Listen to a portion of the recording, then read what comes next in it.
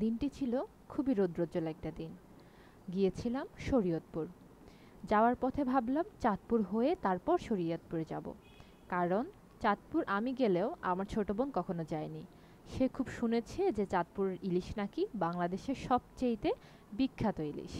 তো সেই সাপেক্ষে তারও ইচ্ছে হলো যে সে ইলিশ মাছ দিয়ে ভাত খাবে চাঁদপুরে বসে। যেই কথা সেই কাজ। তাই সরাসরি শরীয়তপুর না গিয়ে প্রথমে আমরা চাঁদপুর গেলাম, তারপর ফেরিঘাটে করে হরিণাঘাট গেলাম, তারপর হলো আমরা শরীয়তপুর গেলাম। এর মাঝখানের এই যে পুরো জার্নিটা সেটা ছিল খুবই আনন্দদায়ক। কারণ ফেরিটা আসলে আমরা কখনো চড়িনি, যেহেতু আমাদের বাড়ি ফেনীতে। তো ফেনীতে আসলে ফেরি চড়তে হয় না, তাই কখনো ফেরি চড়া হয়নি। তাই লাইফের ফার্স্ট টাইম এই জার্নিটা অনেক বেশি উপভোগ করেছি।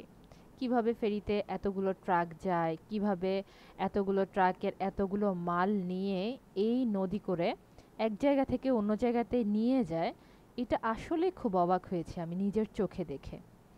সকালের সূর্যটা উঠছে, তখন বাজছিল মনে হয় 5:30 কি 6টা। এত ভোরে নিজের চোখে এত সুন্দর প্রাকৃতিক দৃশ্য, জাস্ট মনোরম। কি বলবো, ভাষায় বোঝানোর কোনো উপায় নেই। ঢাকা থেকে এই ফেরি পর্যন্ত আমরা এসেছি লঞ্চে করে।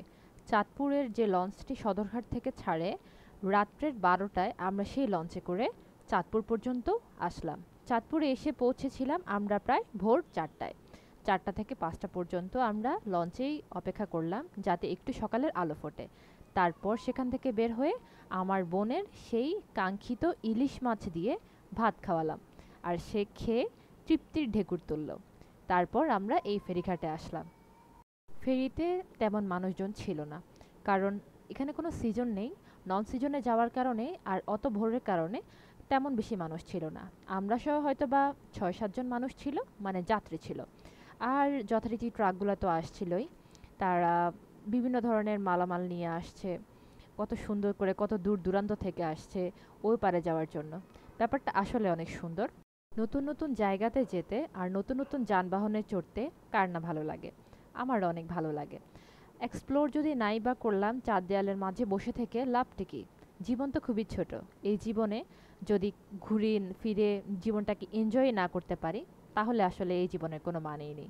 ঘুরবো ফিরবো মজা করব, তারপরেই তো জীবনটাকে উপভোগ করতে পারবো। এটা আমার মতামত। কার কেমন মতামত সেটা আমি জানি না। তো মোটামুটি আলহামদুলিল্লাহ কিছু কিছু জায়গাতে যাওয়া হয়েছে, কিছু কিছু জায়গাতে এখনও যাওয়া হয়নি। সব জায়গাতে যাওয়ারই অনেক ইচ্ছা আছে ইনশাআল্লাহ। আর শরীয়তপুর যাচ্ছি, আমার খুব কাছের একজন বড় আপু আমাদেরকে ইনভাইট করেছিল। উনি হলেন একজন সরকারি নার্স। আর উনি সবসময় গল্প করতেন যে উনি যে জায়গাতে কাজ করে, মানে ওনার পোস্টিংটা যে জায়গাতে হয়েছে শরীয়তপুরের বালাবাজার, সেই জায়গাটা নাকি অনেক সুন্দর। তাই উনি সব সময় বলতেন অবশ্যই একবার যাতে এসে ঘুরে যাই। যেই কথা সেই কাজ।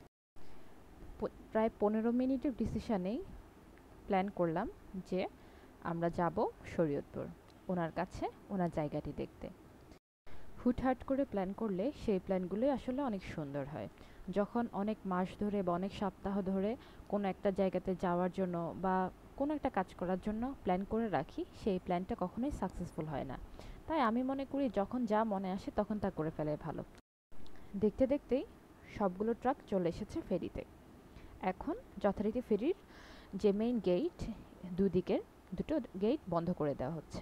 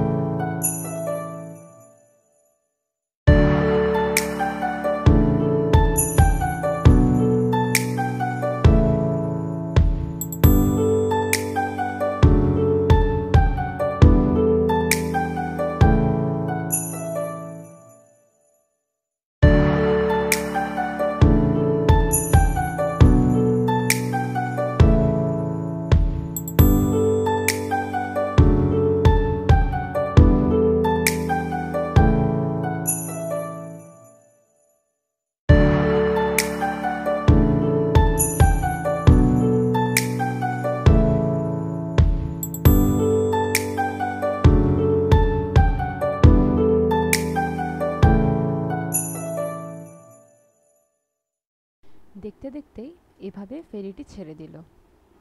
এত সুন্দর ব্যাপার, এত সুন্দর দৃশ্য, এত সুন্দর চারিদিক দেখেই আসলে কারো যে মনটা খারাপ থাকবে তার কোনো উপায় নেই। সত্যি ছোটবেলায় পড়েছিলাম কাজী নজরুল ইসলামের সংকল্প কবিতায়, থাকবো নাকো বদ্ধ করে, দেখবো এবার জগৎটাকে। আসলেই সত্যি, জগৎটাকে যদি নাই দেখলাম তাহলে সৌন্দর্যটা উপভোগ করতে পারলাম না। কত সুন্দর নদী, কত সুন্দর পানি, ব্যাপারটা খুব এনজয় করছিলাম প্রত্যেকটা সেকেন্ড।